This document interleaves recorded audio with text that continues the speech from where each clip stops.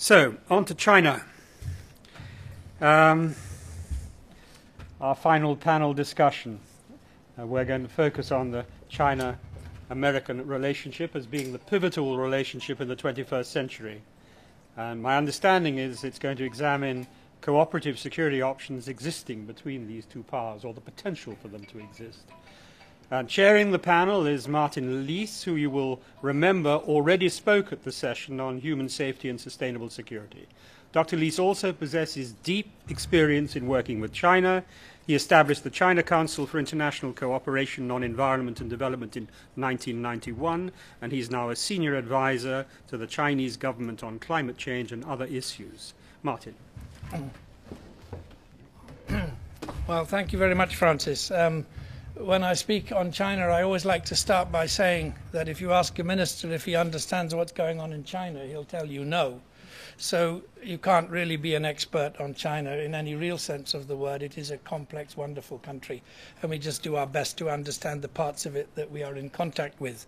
And there are people in this room like Carl Hahn, who spent decades going in and out of China, or Khalid Malik, who lived there, I think, for 10 years in a senior position. So I'm not sure that I'm the right person for this, but I've been landed with it, so I will do it.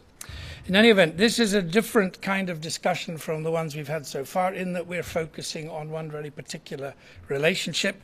And I would say that I have to disagree with Francis, because at the end of that sentence about the pivotal relationship for cooperative security, there is a question mark. That is to say, it's a question. Is it the pivotal relationship for future security? And if so, what does that imply? I personally think that it probably is, but the world is a complicated place, so we must be careful. In any event, what I propose to do, we've lost some time already, but what I would like to do is to introduce the panel that you see here first.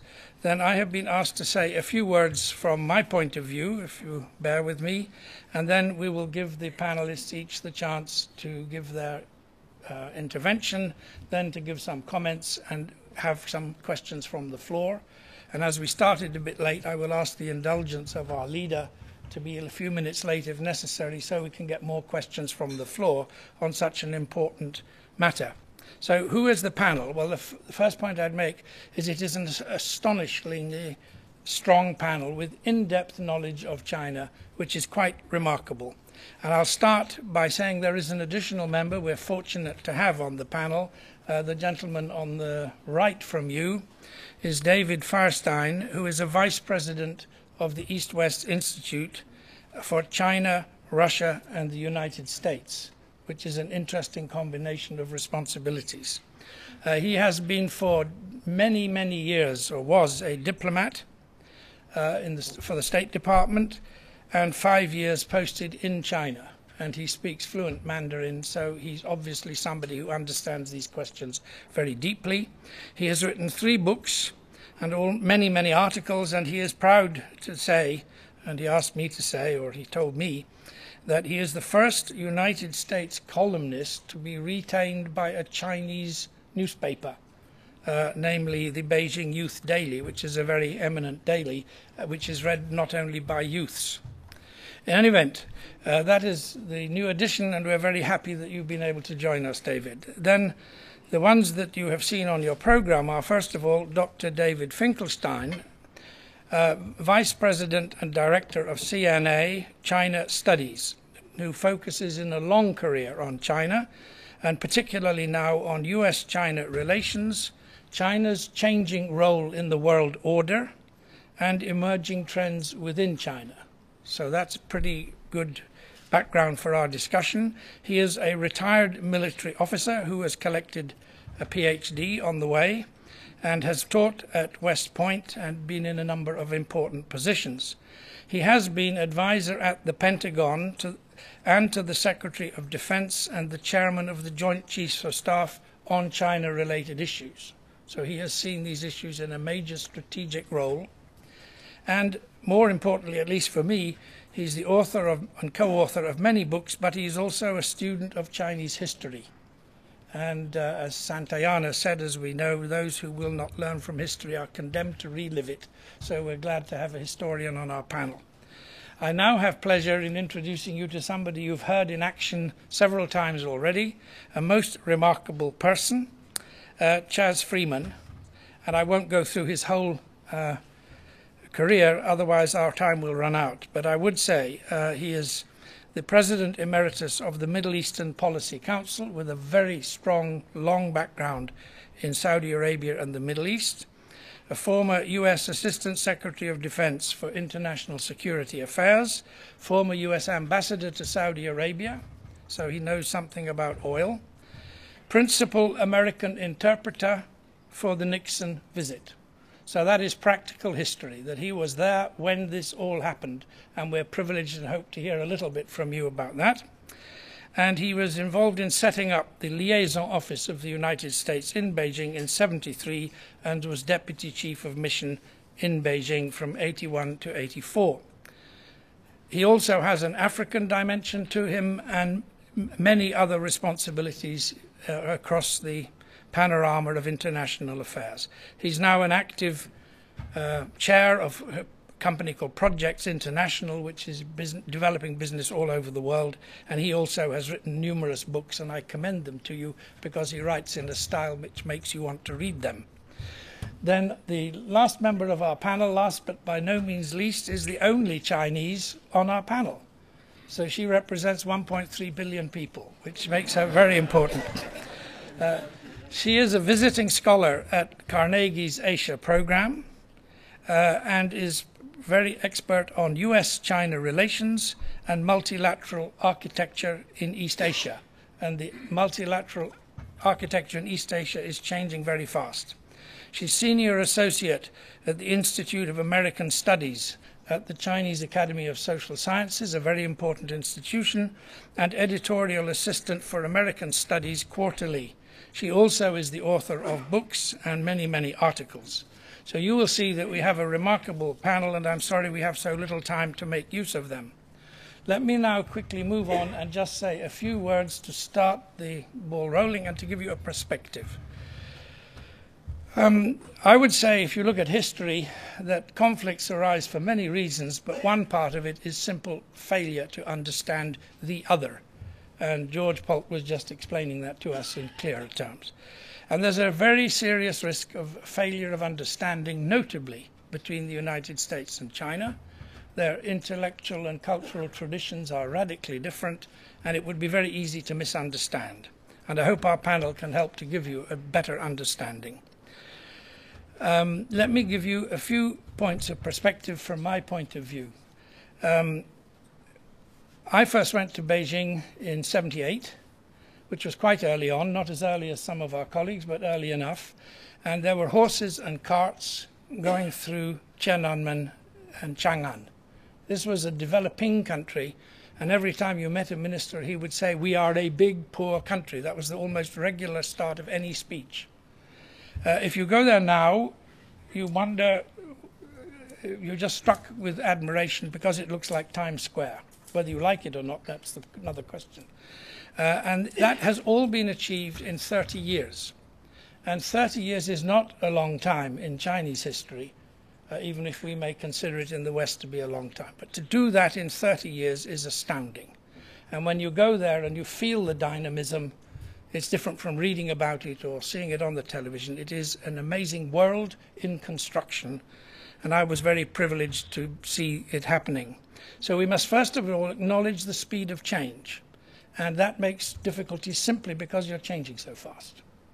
Secondly, what you have to remember is the scale of the country. Now, the US is big, but I must say China is bigger.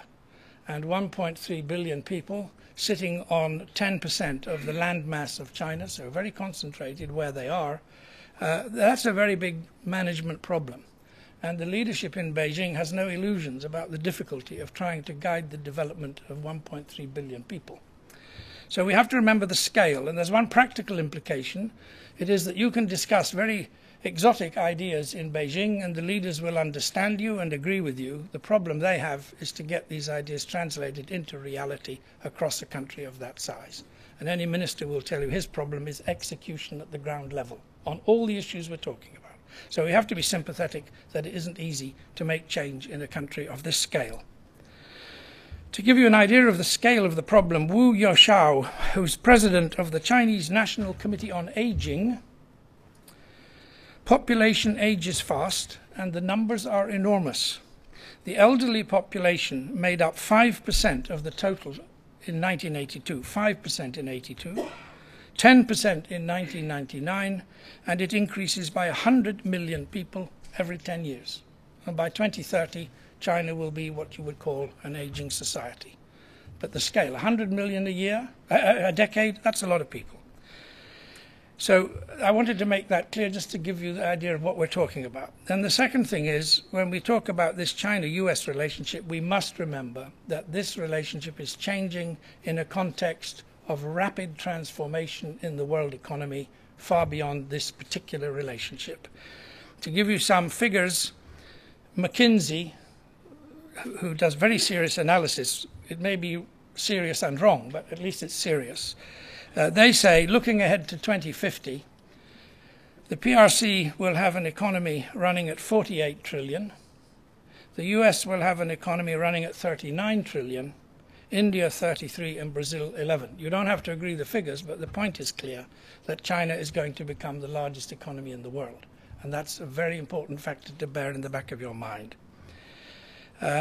So those are just a couple of points to position this, and then let me just say that we have talked in this conference about three aspects basically of security which we have tried to integrate, which are related to economics, environment and resources, and of course security. As far as the economy is concerned, you only need to know one thing, namely that the Chinese have been doubling the size of their economy roughly every 8 or 9 years. And if you think about that, you can understand their problem when I tell you that means that in 20 years you have generated 3 additional Chinese economies. That's the scale of what we're talking about. And if you improve your energy efficiency by 4.5% a year, which you do, energy intensity, you're still going backwards because your cake is getting bigger even if you're improving your marginal efficiency. That is their fundamental problem.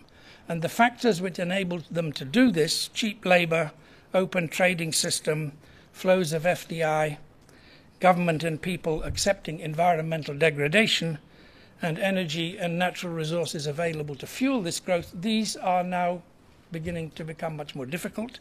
Labor prices are going up, as we have heard. The society is aging.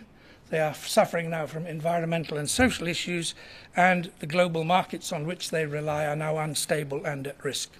So the economic prospects for China, like for everybody else, are complicated.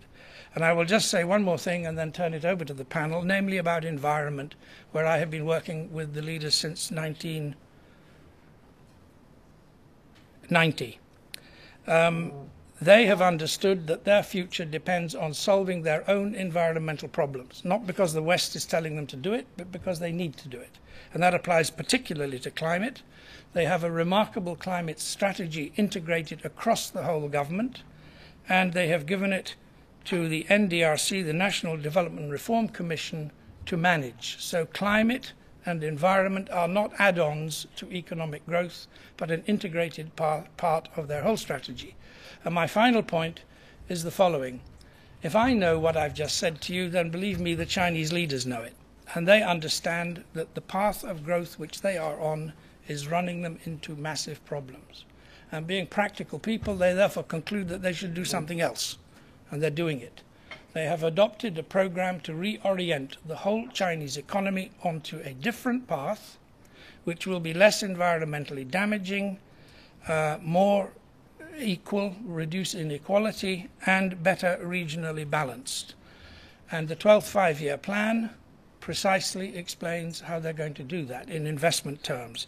They are focusing on 4 crucial areas, one of them education, which means hundreds of millions more people trained as engineers and scientists, innovation, research and development to move up the value chain and compete in new areas, green technology, which they see as the wave of the future, and infrastructure.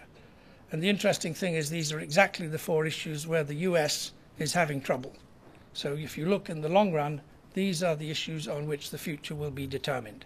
Anyway, I wanted to give you that broad economic and environmental background before we move now to David Finkelstein. And I believe, David, that you are now ready to correct me and to educate us all. Thank you.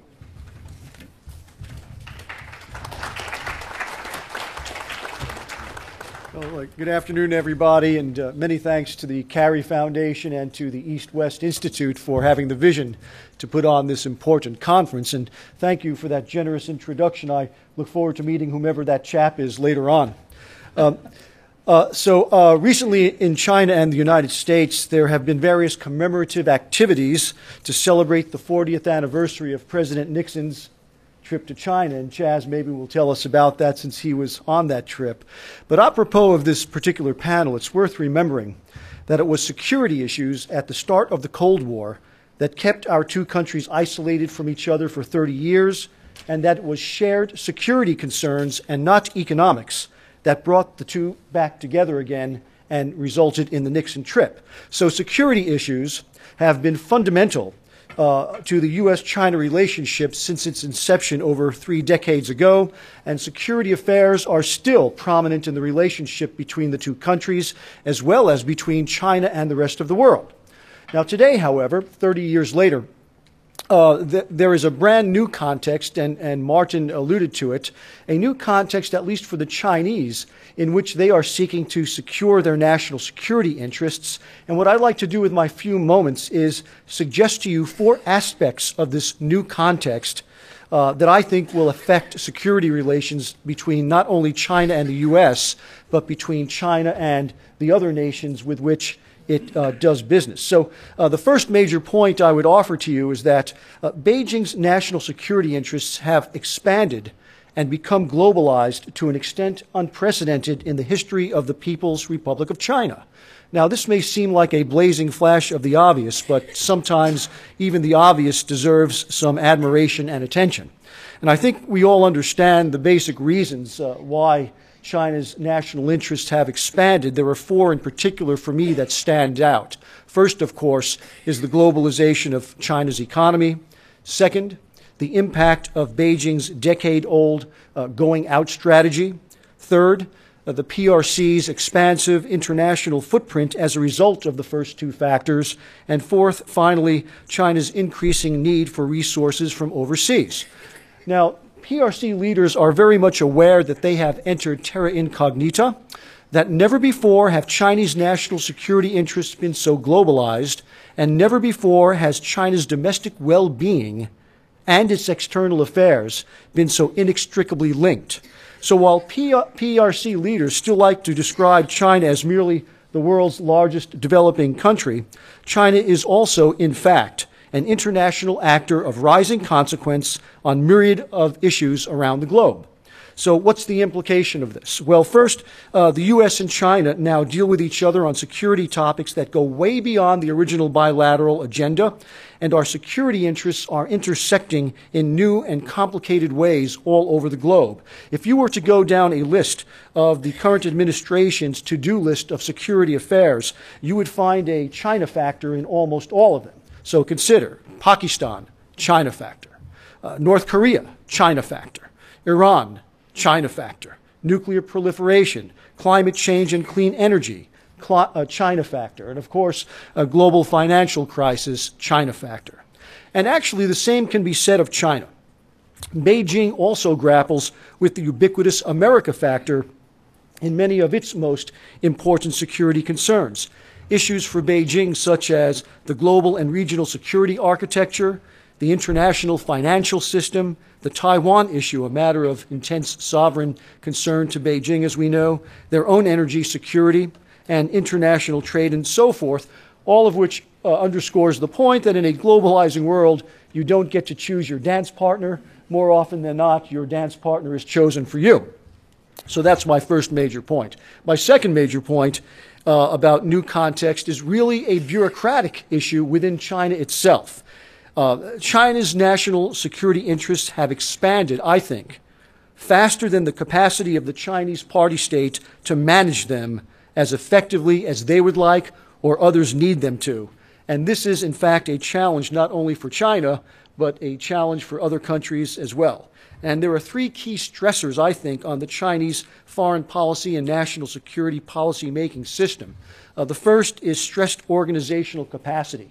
Organizational capacity in this case meaning the ability or the lack of ability of institutions to perform their assigned functions given their structure, their personnel, their procedures, or experience and training. And in many ways, the poster child for stressed capacity, I think, these days is the Ministry of Foreign Affairs, the poor Ministry of Foreign Affairs. A major new challenge for the MFA is just merely dealing with the millions of Chinese nationals that now travel abroad annually. This is an organization that didn't have consular requirements as we think of them 30 years ago. According to the MFA's own figures, as of 2009, there were 47 million overseas trips by Chinese nationals in that year alone. Between 1949 and 1979, there were only 280,000 trips by the MFA's own figures. And they also have to deal with the hundreds of thousands of laborers from China who now work in state-owned enterprises in many of the world's worst neighborhoods. And so I'd like to point out that in 2011, 35,860 PRC nationals had to be evacuated from Libya, the largest single group of foreign nationals that had to be taken out of that country. And, even though the Chinese military, the PLA, is making impressive strides in modernization, if you talk to their senior military officials, they'll complain about the fact that China's expanding national interests have outpaced their institutional capacity to handle a widening set of traditional and non-traditional security missions. So we have this institutional capacity of the system is being stressed because interests are expanding faster than institutions' ability to manage them. A second stressor on the system, frankly, is the trouble that the party-state system still seems to have in coordinating between the various actors in their foreign policy and security policy bureaucracies. Chinese friends will be the first to tell you that the Chinese policy coordination system is bedeviled by turf-conscious bureaucracies, stovepipe processes, and a culture of poor horizontal communications. There really is no interagency coordinating mechanism for daily foreign policy and security mechanisms in China as we think of them here in the U.S. or in other places in the West. So poor coordination is a stressor. And a third stressor, I think, is the fact that we have many, many more actors in China involved in foreign policy and security affairs.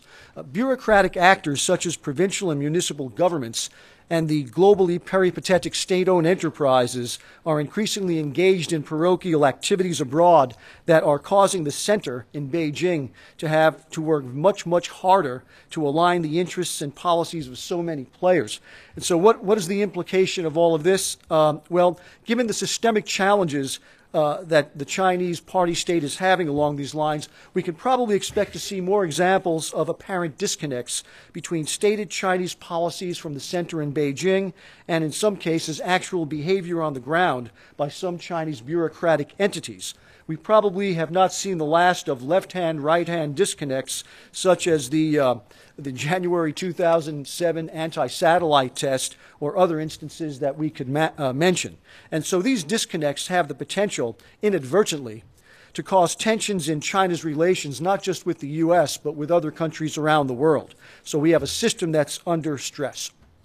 A third major point of new context has to do, of course, with the Chinese military. After many years of military modernization, the PLA, the People's Liberation Army, is finally coming onto line as a credible operational asset available to support Beijing's larger national security objectives in the Asia-Pacific region. And while the Taiwan scenario continues to be a major driver of what the PLA is trying to be prepared to do, today Chinese military modernization is not only about Taiwan.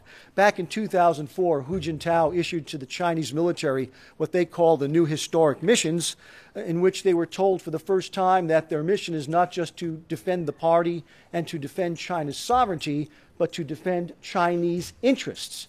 Where sovereignty is tied to geography, Friends of mine in the PLA like to point out that interests are not tied to geography. So today, for the first time in its history, the PLA is going places and doing things, and such as its ongoing anti-piracy operations off the Horn of Africa, and most people don't realize that China provides more blue helmet peacekeepers to UN peacekeeping operations than any other Security Council member in the UN. So we have what we have here is a PLA that is finally starting to move a little bit. So no, I don't think that the PLA is yet a global military and a military that can sustain conventional force as we think of it here in the U.S., but the PLA is becoming what I like to refer to as an incipient expeditionary force. You're going to see the PLA in other places around the world. Implications of this: an operationally capable Chinese military that can project force beyond China's borders, especially in the maritime and aerospace dimensions, is a major geostrategic development in the Asia-Pacific region. The acquisition of nuclear weapons by North Korea and the modernization of the PLA, I think, are the two real big stories of Asian-Pacific security over the last 20 to 30 years.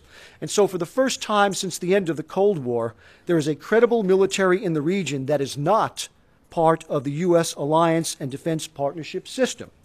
And this is a military that has a very different view about what constitutes transparency, a military that has a different view about what constitutes confidence-building measures, and a military with very little experience in operating in close proximity to other foreign militaries. So needless to say, this development comes with some concerns and question marks throughout the region and in other places in the world.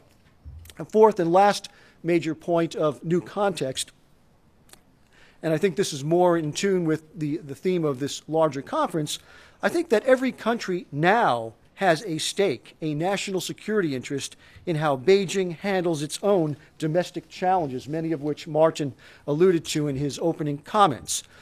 Because of China's integration into the international community, some of Beijing's domestic policy choices will affect the rest of us just by default. And some of those domestic challenges are going to be magnified to a certain degree and exported abroad in our current interconnected and hyper-globalized world. So what are some of these issues? Let me just mention four before I conclude. First, consumer safety challenges. And most of these have to do with human security, by the way, human security. Consumer safety challenges. In 2007, American and Chinese consumers came face to face with the issues associated with consumer safety. We went through the tainted pet food crisis, the toothpaste issue, the dangerous toy recall, questions about the safety of Chinese manufactured pharmaceuticals such as heparin, and of course the Chinese, tragically at home, grappled with tainted baby formula, which was a real heartbreaker if you were following the stories out there. So clearly both Americans and Chinese and all people in the world now have common stake in ensuring that product safety standards are upheld, whether it's at the design end here in the U.S. or in the manufacturing end out in China. Second, and I know you've talked about this, environmental challenges. China's environmental challenges only seem to get worse every year. And China's pollution is not just China's problem anymore. The winds traveling east from Asia are carrying Chinese pollutants to the Western Hemisphere. Los Angeles city officials were in the newspapers a couple of years ago complaining that on some of their bad air days, up to 25%, how they came up with that I don't know, but they claim that up to 25% of the particulate pollutants over LA were coming from China. We simply will not be able to deal with the global environmental concerns that we all have without engaging Chinese friends. So we've got to get them on board with this, as well as the U.S., because the U.S. and China, of course, are the two greatest emitters of greenhouse gases. Third, public health challenges. Medical professionals believe that the next global influenza pandemic is not a matter of if, but when. And it is clear that southern China is one of the petri dishes in which that next strain is probably reassorting. And given past experiences with SARS and H5N1, we can appreciate that Beijing has the potential to either help mightily or greatly hinder global efforts to contain the next international health crisis. We simply have to work more and more with our Chinese friends through the international public health organizations to bring them into line and up to standard. And I think they get it. After SARS, I think they really do get it.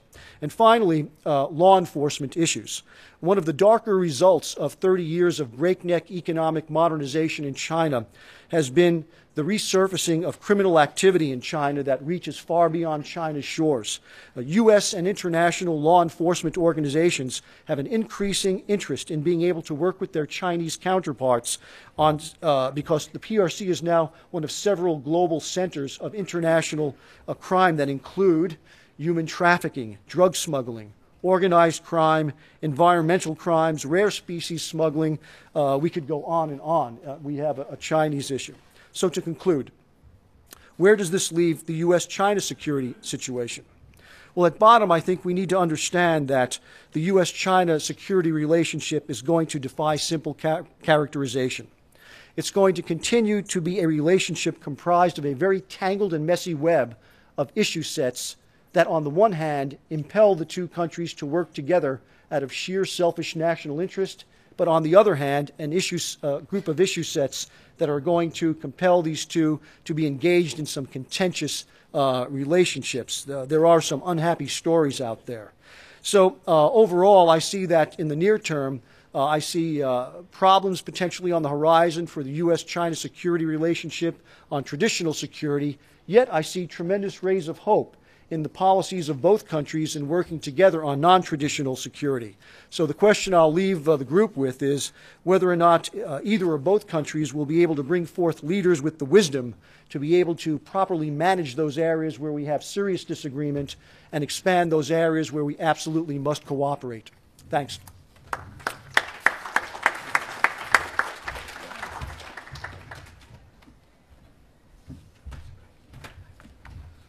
Dave, that was absolutely terrific.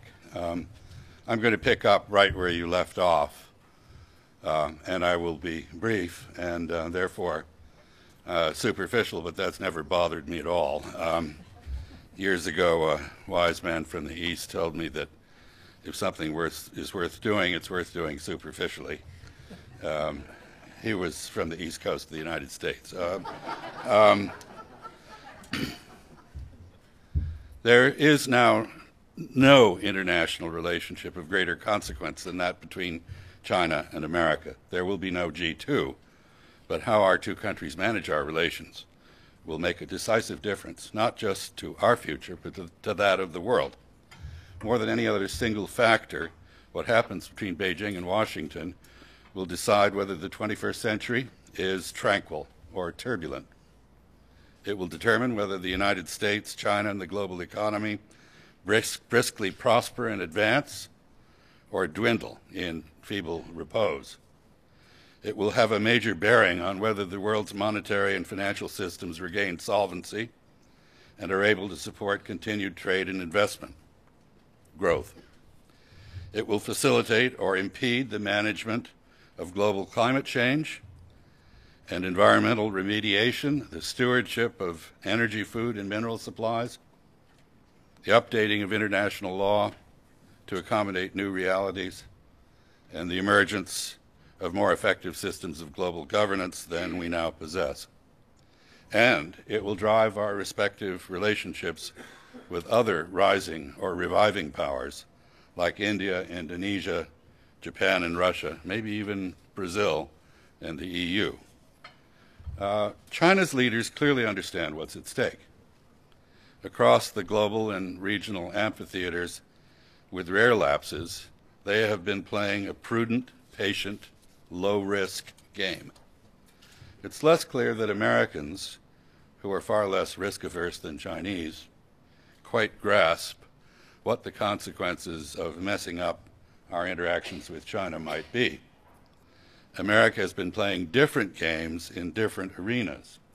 We are lawyerly and cautious on trade and currency matters.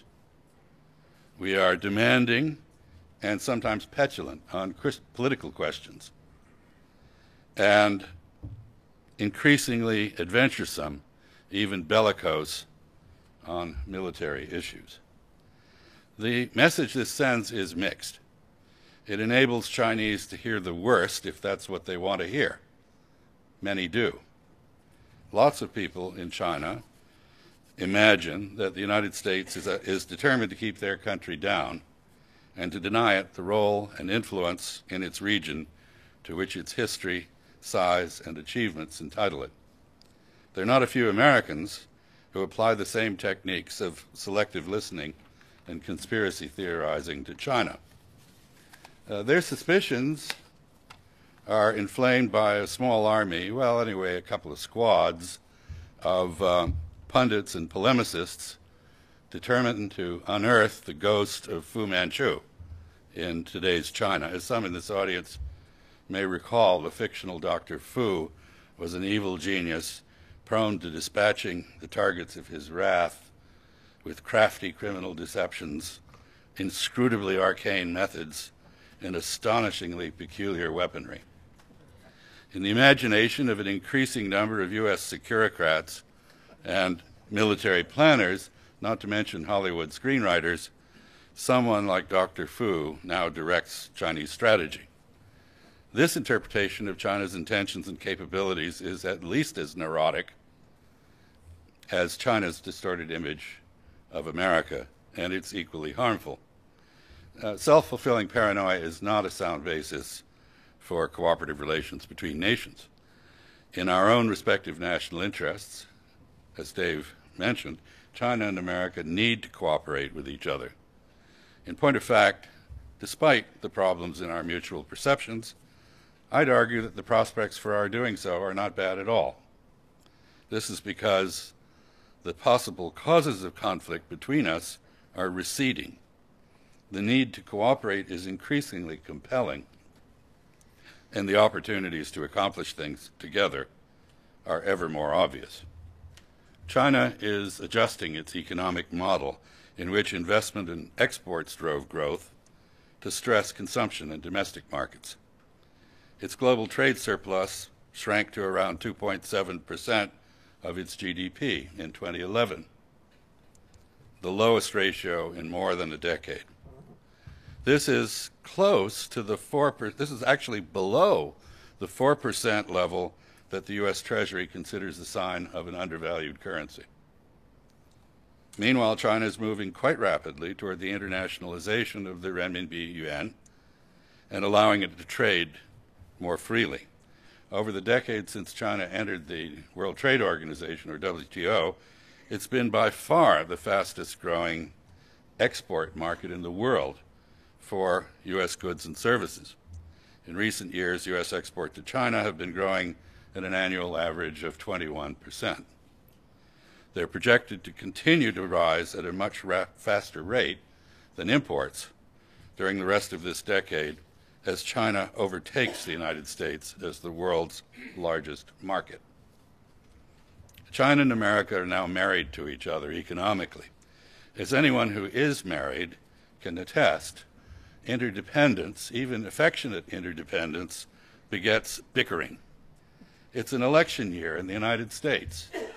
In such years, we are accustomed to politicians bloviating, blaming foreigners for all our ills, and belaboring yesterday's problems as though they were tomorrow's. It's already clear that 2012 will be no exception to this general practice. We're hearing a lot about China, but the point is that much of what has or will be said has been or is being overtaken by events. Of course, as the issues shift, the political whining and posturing will just change focus. But barring extraordinary lapses of judgment by one or the other of us, the United States and China seem destined to become more, not less, intimate. The world economy will be the better for that, and so will both of us. Despite our bilateral frictions, China and America have a common interest in achieving a smooth transition to a new financial and monetary order. The existing dollar-dependent system is in a state of decay that threatens the well-being of developed and newly wealthy nations alike. We can manage change, or we can wait for it to impose itself. Either way, change is coming. Within a decade, China's economy will begin to become larger than America's by a widening margin. IMF says 2018 at nominal exchange rates. That will happen. Might be wrong, but it's going to happen sooner than many people imagine. At the same time, the gap between America and other nations will narrow. To achieve renewed financial security for the world, the international monetary system and its institutions need to evolve. China and other rising economies must begin to play roles in sustaining the stability of the global economic commons commensurate with the benefits that they derive from them. Americans have long understood that Taiwan could produce a bloody rendezvous for us with Chinese nationalism. No one's ever been able to come up with any reason other than Taiwan for China and America to have a war. But the question of what sort of relationship Taiwan ought to have with the rest of China is something that Taipei and Beijing now seem to be doing pretty well at working out between themselves. The danger of war over Taiwan is clearly receding. And though some have attempted to portray disputes between China and some of its neighbors over small islands, rocks, and reefs in the East and South China Seas as the fulcrum of global geopolitics, this is unconvincing to all but dedicated warmongers and thriller junkies. Fortunately, warmongers are a tiny minority in both China and America, and thriller junkers mostly don't make policy. I won't say there aren't some of them in there doing that. But despite the best efforts of the military-industrial complexes on both sides to try to gin up a rationale for military confrontation that could inflate defense budgets, such confrontation remains as unlikely as it is unnecessary. In this connection, let me close with a thought on the so-called pivot to the Indo-Pacific, or the pirouette, as some think it may turn out to be, or the rebalancing and rotation of America's strategic tires, or whatever it is.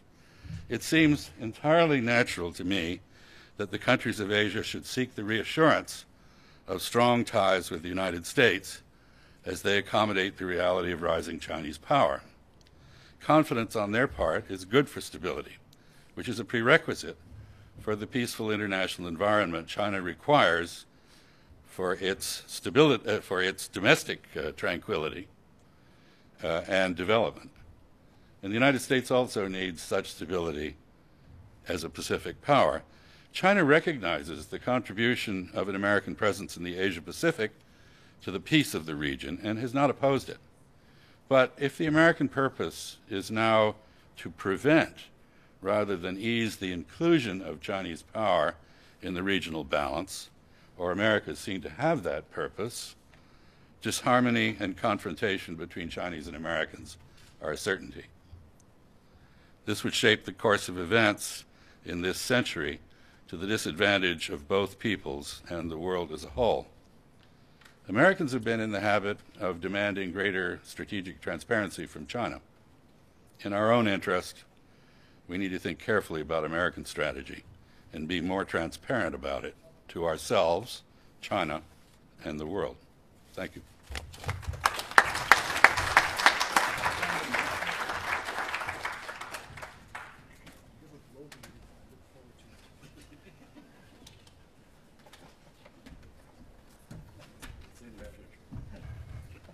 Good afternoon. Thank you. First, I want to say to offer my deepest thanks for Curry Foundation and EastWest Institute to host such a wonderful and meaningful conference. And thanks for the invitation, inviting me. And I will also thank Dr. Finklestein. Thank you for your recommendation. I want to say it's so great.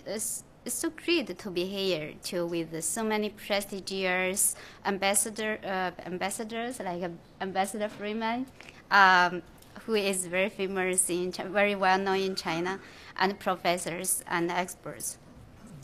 For quite some time, I want to catch the theme of this conference and prepared for my speech.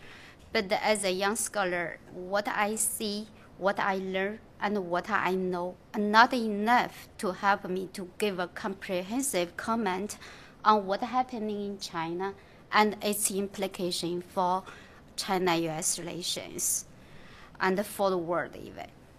So Dr. Lee's given me many good suggestions. Thank you very much. And listening to Ambassador Freeman's comments on China and China-U.S. relations also encouraged me a lot. So thank you, Ambassador. And first of all, I want to talk about China attitude, the real attitude to the United States. For recent years, China as its economy grows very fast. So China is considered more and more assertive in international affairs. This is, I think, in my opinion, this is the key reason which has caused distrust and tensions between China and the United States. People always draw the conclusion of China's assertiveness mostly from some media's assertive articles or debates on China foreign policy. But is it the real attitude of Chinese to the world or to the United States? Here, I have 3 points to help you to understand the reality of China's attitude.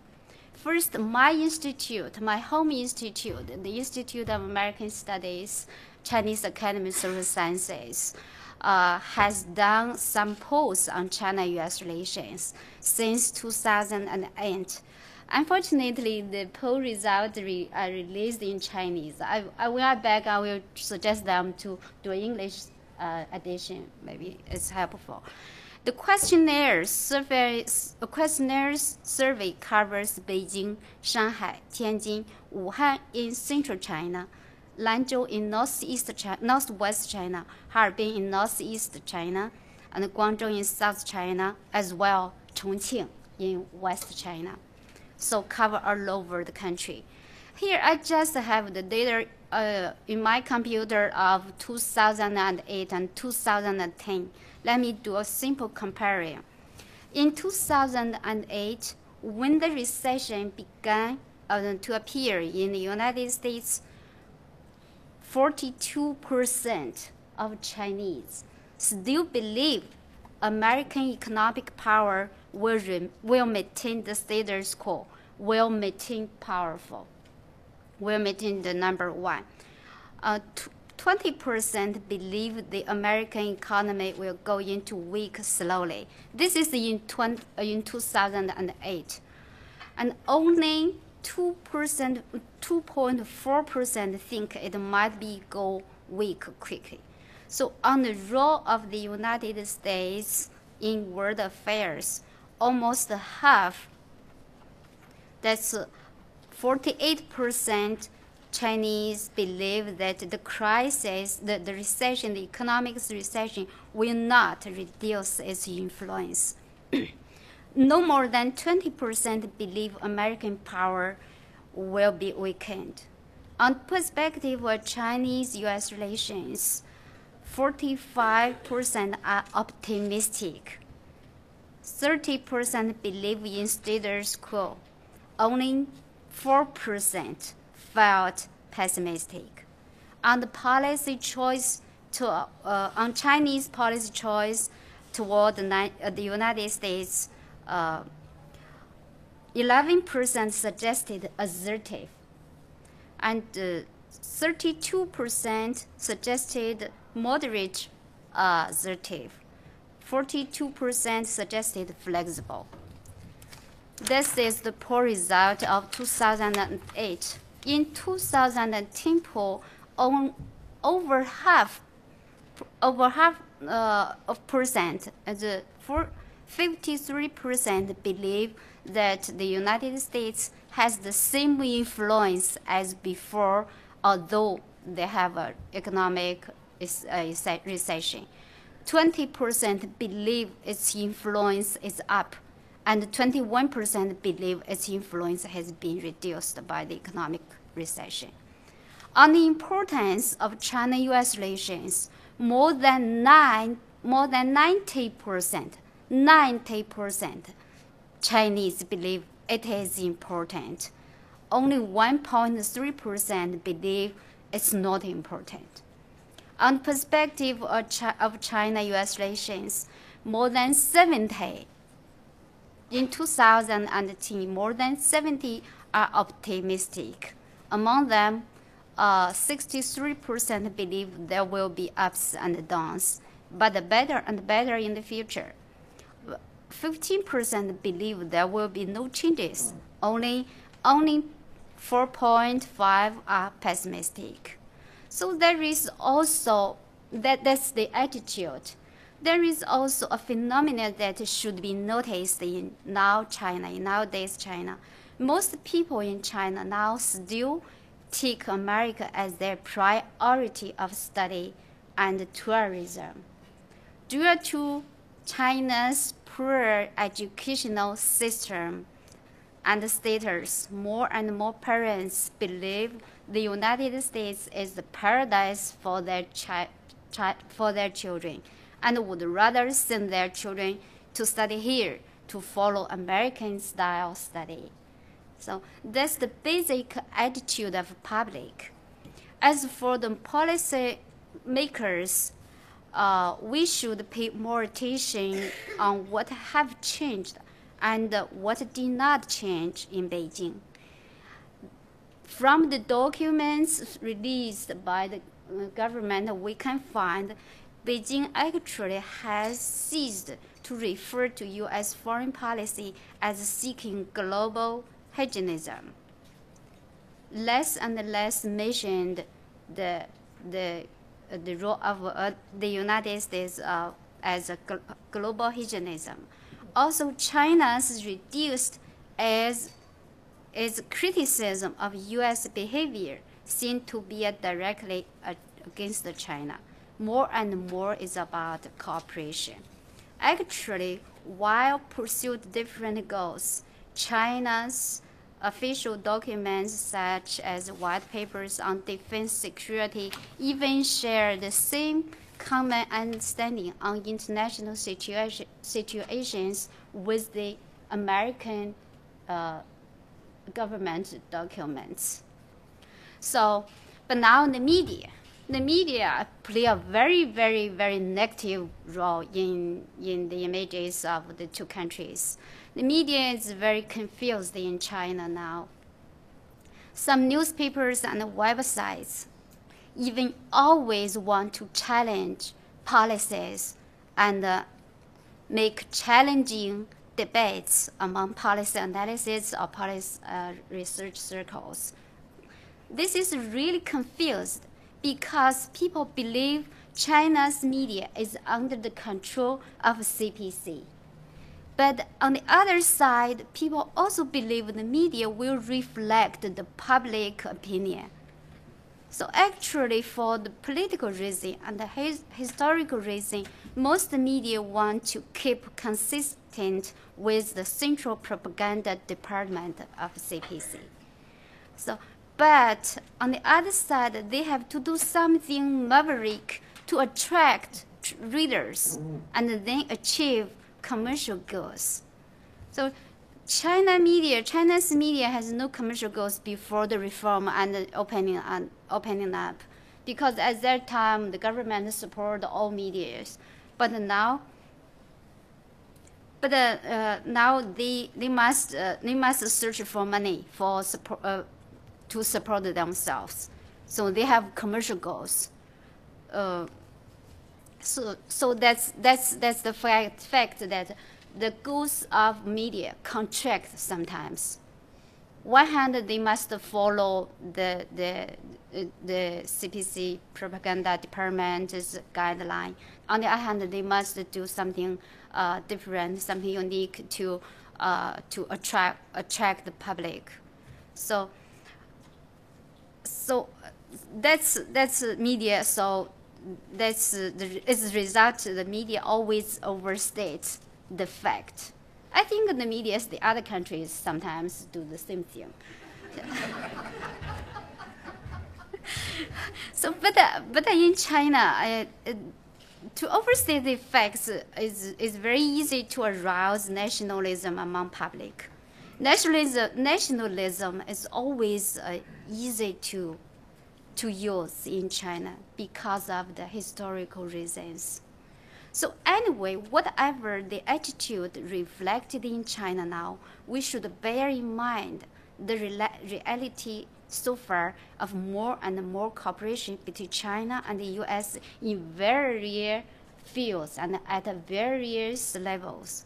While many conflicts, interests, and ideas exist between China and the United States, China recognized the fact of sharing important traits and ideas with the United States. Comparing the mounting pressure in China at home, the current international environment seems very good, seems benign, providing Beijing and Washington and other countries find ways to solve global issues and to achieve the goal of this conference, the cooperative security. So I do agree we should delete the question mark of the schedule. Okay, that's all. 谢谢。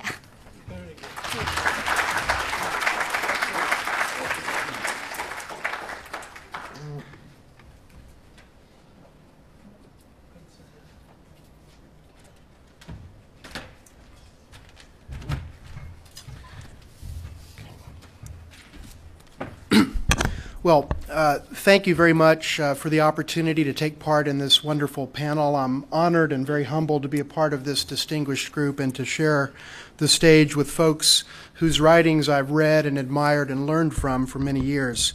In my brief comments, and I see the clock is already ticking, I'd like to talk about an aspect of U.S. China relations that has been alluded to but not yet delved into, and that is the question of China as a factor in U.S. politics, and specifically the evolving politics of U.S. China relations. I think it's a very topical issue to discuss as we talk about cooperative security between the United States and China, and as we sit here in the shadow of the United States Capitol with the great view that we have. What I'd like to do is talk about four things. Number one, 2012 as a very special political year in the relationship. Number two, three key shifts in China as a factor in U.S. politics. Number three, I'd like to talk about four recent comments by major U.S. national political figures that illustrate these shifts. And then fourthly, I'll end with a few concluding comments. And I note that there's a Chinese propensity to use numbers to talk about groups of issues, the three communiques, the five principles of peaceful coexistence. So I'll talk about the three shifts and the four comments. In terms of 2012, I think what we have is clearly a very unique and significant year in the politics of U.S.-China relations. Obviously, in terms of the political calendars, the United States has a presidential election, which we're well into on the GOP primary side, in which it continues to unfold. And at the same time, later this year, the Chinese will be going through the first part of a kind of Texas two-step political transition, with the party transition taking place in October of this year, and then the national government transition taking place next year. I think it's worth noting that this convergence of a U.S. political season, a U.S. presidential election specifically, and the Chinese political transition is something that happens only once every 20 years. The last time this happened was in 1992. The next time it'll happen will be in 2032, and that's because the Chinese are on a 5-year cycle and we're on a 4-year cycle. Notably, in 1992, which was the last year in which these two events happened in the same year, there wasn't a shift in China because Jiang Zemin, who was in power and who came into power after Tiananmen in 1989, didn't leave high office, but rather continued in that high office and would continue as General Secretary, as President, and Chairman of the Central Military Commission for another 10 years beyond 1992. So this is really the first year in U.S. and Chinese history in which there is going to be a transition in China, and there could very well be a transition with the presidential election here, and I think that's very significant. What it means is that there are very significant political pressures being brought to bear on both the U.S. leadership and the Chinese leadership in a way that we have never seen in the modern history of U.S.-China relations. And I think that's something to keep in mind as we talk about the topic of this session, the notion of the U.S. and China being the pivotal relationship for cooperative security. Let me now move over to what I see as three key and I think very significant shifts in the way that China comes into the question of U.S. politics, and specifically the way it manifests itself in the context of U.S. presidential politics and a presidential campaign. In 1992, which was the first presidential election after Tiananmen, which occurred in 1989, the key issue vis-a-vis China in the U.S. presidential race was human rights. And in fact, 1992 was really the first issue in which China was a controversial topic in U.S. politics in sort of the post-Nixon era. And so it manifested itself as essentially a proxy for the question of human rights. And when Bill Clinton was governor of Arkansas and running for president, he really spoke a lot about human rights problems in China. He even referenced, as he put it, the butchers of Beijing. And this was the dominant theme, the dominant prism through which China was viewed and addressed in presidential discourse. But there's been an evolution in the way that China is framed and discussed in the context of U.S. presidential politics. And that's what I want to talk about now with reference to what I've referred to as the three shifts.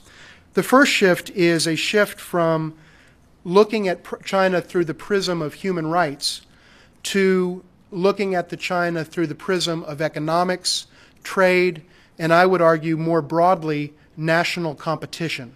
And I think that's the most important idea.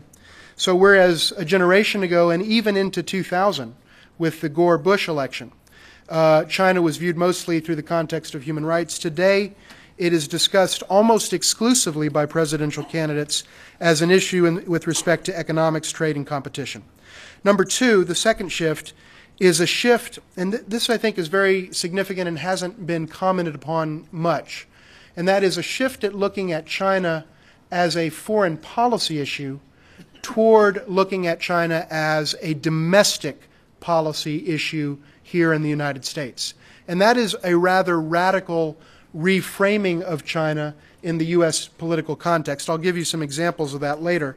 But if you think about the GOP debates which we've seen, and I've tried to watch just about all of them, perhaps about 24. I heard a few audible gasps in the audience. But it's very interesting. It's great insight into our politics.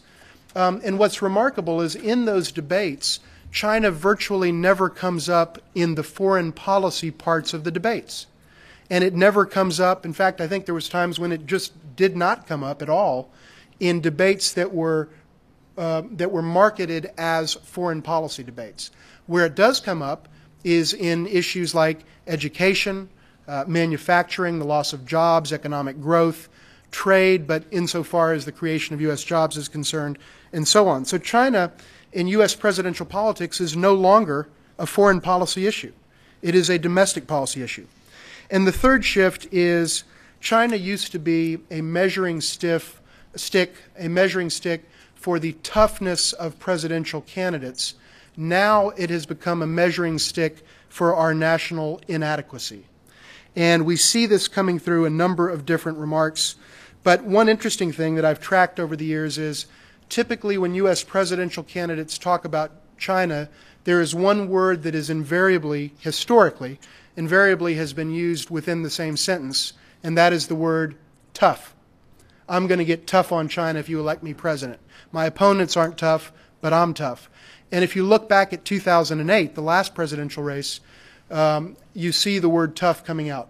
It almost never comes out today, but instead, China is held up as a measuring stick not for a candidate's toughness, but rather for our nation's adequacy or inadequacy.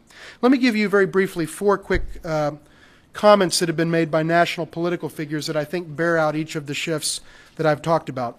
First, in 2010, and I'll do this chronologically, Governor Grenell of Pennsylvania made a very interesting comment that I think is worth mentioning because I think it was the beginning of this different type of discussion of China at the national level. An NFL football game on Monday night was blizzarded out for the first time in the modern history of the NFL. And it prompted it was in Philadelphia, the Philadelphia Eagles were hosting the Vikings, and Governor Grenell said, if this were China, they would have held the game. They would have had armies of volunteers coming to clean the streets of snow, and they would have been doing calculus problems as they did so. We have become a nation of wusses. That's what Governor Grenell said. A Democrat, by the way. The next comment that I think, or set of comments that was made that illustrate this notion of China as kind of existential competitor were the comments that President Obama made in the 2011 State of the Union address, where he basically referred again, strikingly, and I think for the first time in American history, at least in the modern era, he referred to China not in the foreign policy section of his State of the Union address, but rather in the domestic policy section, and he referred to China, and these are not his words but mine, but a close paraphrasing, as basically an existential competitive threat to the United States around the issues of education, manufacturing, economics, job creation, clean energy, and many of the issues that Martin alluded to right at the outset. And so the notion of China as existential competitive threat rather than as a discrete, compartmentalized foreign policy challenge is new.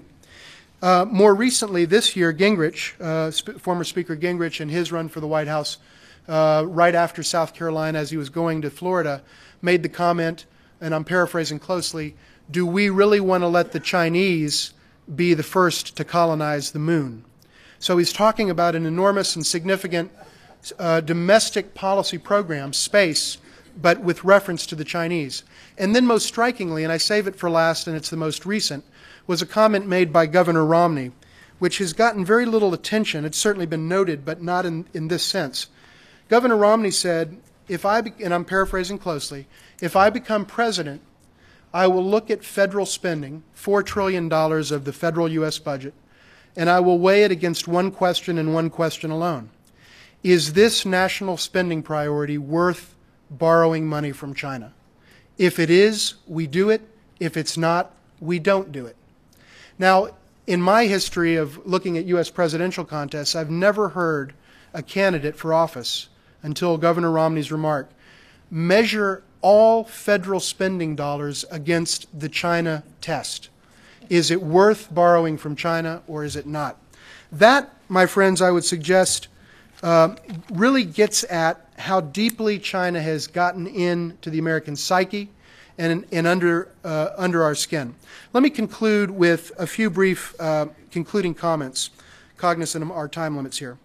I think discourse about U.S.-China relations is important because it has an impact not just on the tone but on the substance of U.S.-China relations. As we look at the Capitol here, I'm reminded of a broader idea, and that is public policy outcomes can never be very far removed from the quality of public policy discourse. And if we have bumper sticker discourse, the likelihood is we're going to have bumper sticker solutions, which is another way of saying we're not going to have solutions to our problems. And if we have this kind of politicized rhetoric about China in our presidential politics, it's going to have an impact on the substance of foreign policy. I think what we see is an evolving narrative that is complicating relations and that is qualitatively different from the narrative that we have seen in U.S.-China relations up to now. It's not just about human rights, and in fact, oddly enough, it's really no longer just about foreign policy. It is about China as a presumed existential competitor to the United States. It's not about China as something that can be compartmentalized to the side, but rather China being a proxy for all that is potentially wrong with the United States. We've moved, in short, from we don't share, or they don't share our values, to a narrative of they're eating our lunch. We've moved from they're different from us to they're beating us. And that is, I think, a different dynamic in the discourse. It's one that is complicating the relationship.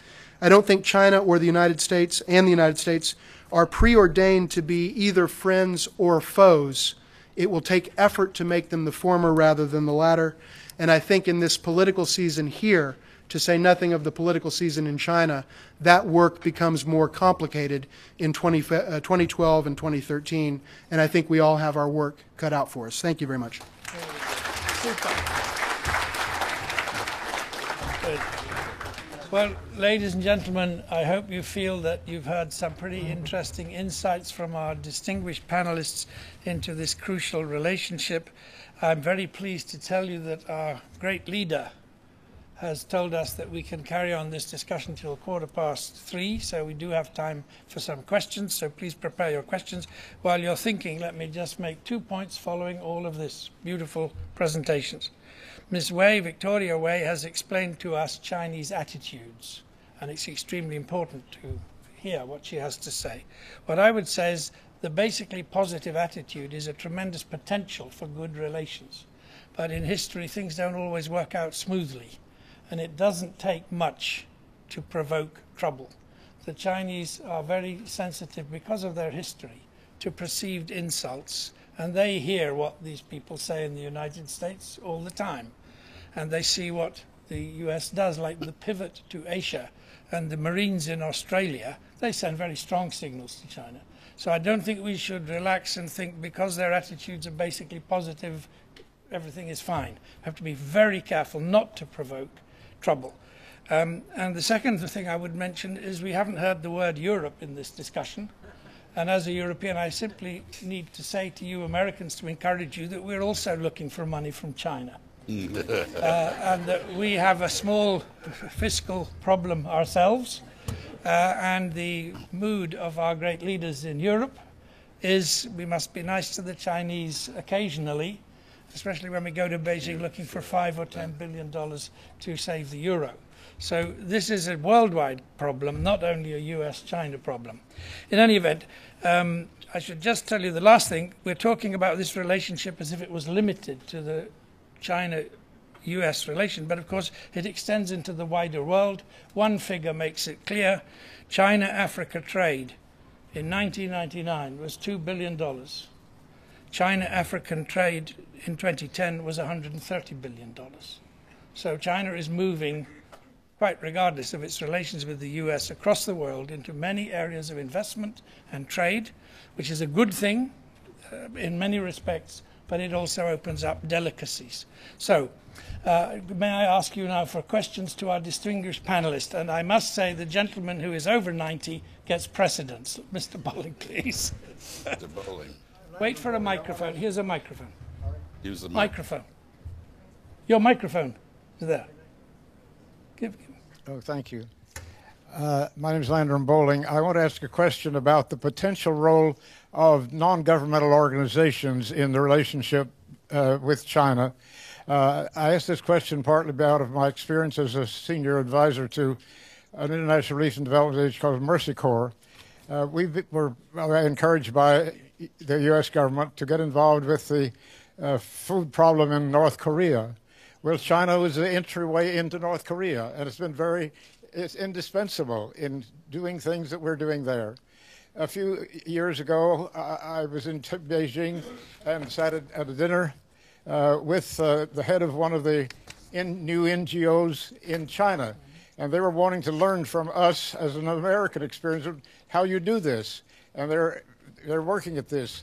And now just recently, a Chinese NGO has agreed to team up with Mercy Corps in doing work in Africa. Mm-hmm. Now, if we can be partners in humanitarian assistance to underdeveloped countries, that seems to me something that works for the security of both of us.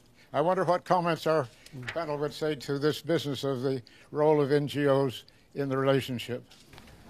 Could I ask one panelist to pick that one up so we can move on? Chaz, I think you can do that. I think the relationship between American, European, and other NGOs and counterparts in China is getting richer every day. The Chinese themselves have not completely developed a system for their own NGOs, and they need to work on that. but there are, I believe, now some 400,000 NGOs in China, Chinese NGOs, and there may be even more than that, given the fact that some are not properly registered. So I think this is a tremendous area for cooperation, particularly because very often governments, which are subject to political pressures, are unable to do things that need to be done and that can be done by civil society. Thank you. More questions? You've asked several, so I'll ask you, please. I hope thank you very much. I hope you'll have patience with a simple question. China's string of pearls policy is sort of lining up along that crucial energy corridor coming from the Persian Gulf, and I'm wondering if you guys see China's military capacity helping out with energy security, or that being a point of tension. I'm just wondering how you see that play out. Thank you. Michael, is your question on the same kind of thing? No. Okay. Who would like to answer that? David? Yeah, thanks for a great question. There's an assumption built into it that there is a string of pearls strategy that I think that's still open to question. But I think the basic premise is important, that the Chinese are increasingly worried about the security of the energy lanes of transportation, and there are debates going on in China right now about what they should do about it. You know, speaking to my friends in China, and Wei, you can tell me if this is right or wrong. More and more, my friends in China in the foreign policy and security communities say that for 30 years China has had a national economic strategy, but we have yet to have a national security strategy, and that Chinese foreign policy has been based on principles lining up with interests, not on real ends, ways, means calculations. So I think there's a debate going on right now as to whether or not some of Deng Xiaoping's time-honored maxims for what China should and should not do to protect its own interests abroad are being subject to question. Chaz? A few footnotes. The string of pearls is an invention of Booz Allen Hamilton, not the Chinese General Staff Department. Quite correct. And the second point is that as the largest trading nation in the world, China now has a larger stake in freedom of navigation than any other country. And the third point is that if indeed the United States is going to have to not only do more with less, but will be doing less with less in the future, then we need partners. And this is indeed one area where it's not unreasonable to ask the Chinese to share part of the burden of ensuring that the global energy trade is unimpeded. Thank you. Well, did Michael? you mention he's from Booz Allen? Oh, yeah, no, he didn't. Michael Clare? Yes, thank you. And this is a question for Charles, but anybody could answer it. Charles, you said, and I think persuasively, that the authentic possibility of military clashes arising in the South China Sea or elsewhere are very low for very genuine reasons. But the last presentation we just heard spoke about this emotional feeling in the United States, which I sense when I travel around speaking, that we are in this kind of existential competitive struggle with China. And I think that does have a way of flowing into the security dimension. So to what degree are the two likely to, one to fuel the other? That is to say, that this kind of psychological, emotional anxiety about China lead to a stronger military stance that will develop a momentum of its own? I think there are hotheads in both countries. And as Ms. Wei indicated, they have access to the media. The Chinese might think that the New York Post speaks for the United States or the American people, but I doubt anybody in this room quite sees it that way. Similarly, Hongxia, the infamous Global Times, speaks for a section of Chinese opinion, but not a majority, and it's trying to sell newspapers, just as the Post is. So there are hotheads who are in the public and in the media but they're cool heads who run the countries. And that's what we elect them or allow them to lead us for, to be rational actors and to be cool. What is at stake in the South China Sea is in most respects trivial. It is not an adequate cause for either side to risk a major military clash with the other. We could, of course, stumble into an accidental clash, and I agree with you, there is a danger in emotional, nationalistic, which is what I think Mr. Firestein was describing, an American nationalist response to the rise of China and the psychologically disquieting elements of China in some respects already overtaking us and destined to overtake us in other ways in the future. This is disquieting. But it is also a very good reason to think, not emote. So I have a few words about the Hongxia Shibao. The Global Times now in China, it is said, itself is said it's the best seller in China, the newspaper, but it is widely criticized. It's widely criticized because it's always aroused debate. Debate also seems irrational, and also it is said its headlines. The headlines often is not consistent with the content. So that's I have one question from the young lady over there, and then I fear we have to stop. I have a question for Mr. Feinstein. I think you made a very interesting observation that in the American political discourse, China is no longer a foreign policy issue. It's becoming more of a domestic issue. And you also commented that it reflects how deeply China has gotten under our skin. But I want to push you further, or the rest of the panel further, and ask, the shifts you talk about, what do they mean for both governments on managing a cooperative U.S.-China relationship? David, would you have a go of that, and then we must stop. Sure. Well, thank you very much for the question, and hopefully my mic is on and you can hear me. I think it's a very good question, and one that we don't really know the answer to, because U.S. political figures now are talking about China in a way that is different from before, qualitatively.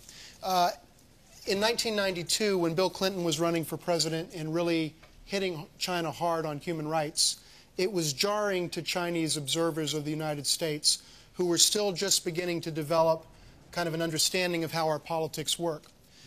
Over the years, and in my experience, Chinese observers of the United States have gotten to be very sophisticated in their understanding of campaign rhetoric.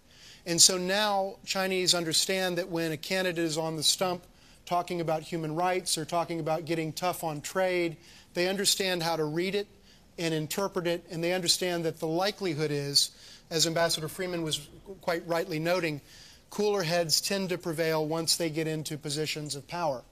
We've seen that with Bill Clinton himself. We saw it with George W. Bush. To a degree, we've seen that with Barack Obama. He was rather critical of China on the trade side and to a degree on human rights, and then as president understands what his responsibilities are. But this type of discourse is very different. This is no longer just sort of human rights or just foreign policy. This is China as, again, potentially an existential threat from a competition standpoint to the United States. And my understanding, based on discussions with Chinese analysts who have been looking at this, is that this rhetoric is new and people are still trying to grapple with how to really understand it. The fact that Governor Romney would talk about measuring budget expenditures and our budget against the China question, is it worth borrowing from China from? That's a qualitatively different type of discourse.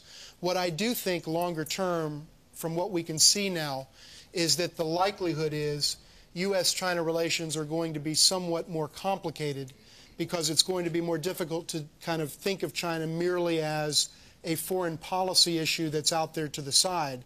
It has been framed by the most influential American leaders, including President Obama himself, probably none more so than President Obama, as front and center on the American domestic agenda, permeating U.S. public policy discourse on education, on clean energy, on economic security, on jobs, manufacturing, trade. It's deep into U.S. discourse, and I think that is going to have a complicating effect over time, and we're in a qualitatively new period of political discourse in U.S.-China relations. Thank you. Chaz, one word. If we are, as David has said, and I believe he's right, moved into an era in which we see China as a formidable competitor, the question is our response to try to tear China down, which we can't do, or is it to try to make ourselves more competitive? And I hope it's the latter, that we really need to get our act together in this country, and China is a spur to that, potentially, and we should welcome that competition. Well, I would like to thank all the panelists for their very wonderful contributions and all you in the audience for your questions. I think we could probably conclude that the chances of it being a positive relationship are very good if neither side does anything stupid. I would only add, if you extrapolate into the future and see the scale of the demand for resources emerging from China's doubling its economy, these tensions are going to grow. So confidence building and trust building is the name of the game, so that the system can bear the stresses which it's going to be exposed to. I now ask you to thank the panel. All right, that's it. Well done. Thank you very much, Martin. Just to say